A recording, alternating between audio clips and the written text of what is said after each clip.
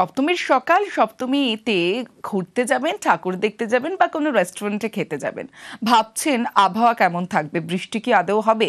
তবে আশার কথা শোনাবো আপনাদের, আবহাওয়ার আপডেট দেব। সপ্তমী অষ্টমীতে ভারী বৃষ্টি নয়, দুদিন দক্ষিণবঙ্গে দুর্যোগের সম্ভাবনা নেই।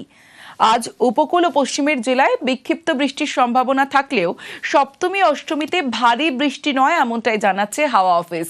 দুদিন, আজ আগামীকাল সপ্তমী ও অষ্টমী ভারী বৃষ্টি নয়, দুদিন দক্ষিণবঙ্গে দুর্যোগের সম্ভাবনা নেই, এমনটাই আবহাওয়া দপ্তর সূত্রে জানা যাচ্ছে। আজ উপকূল ও পশ্চিমের জেলায় বিক্ষিপ্ত বৃষ্টির পূর্বাভাস রয়েছে, তবে ভারী বৃষ্টি নয়, এমনটা জানিয়ে দিয়েছে হাওয়া অফিস। সপ্তমী অষ্টমীতে ভারী বৃষ্টি নয়। আরো বিস্তারিত আপডেট দেবে আমার সঙ্গে বিশ্বজিৎ সাহা রয়েছে। বিশ্বজিৎ, অর্থাৎ আজ মহাসপ্তমী এবং আগামীকাল অষ্টমী এবং বলা ভালো নবমীর কিছু অংশ, অর্থাৎ সকালের দিক বিকেলের দিক পর্যন্ত এই আবহাওয়া ভারী বৃষ্টির অন্তত সম্ভাবনা নেই, দুর্যোগের সম্ভাবনা নেই।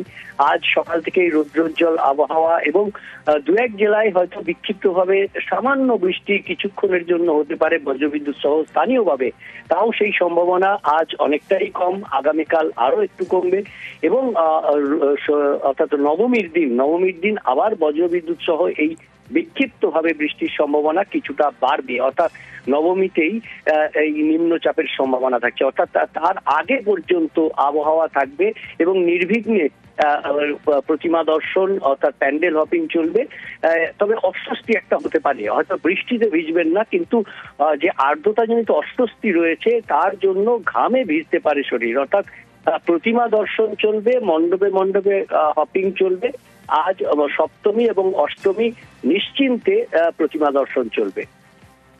বেশ বিশ্বজিৎ।